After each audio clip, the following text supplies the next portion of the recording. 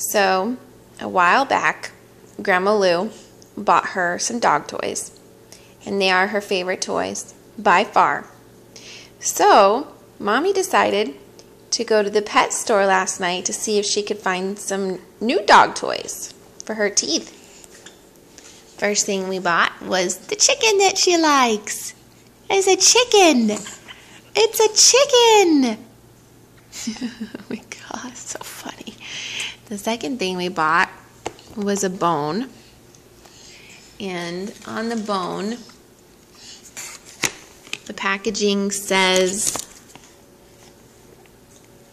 can we read it? Satisfies natural urge to choose. And the other thing that we bought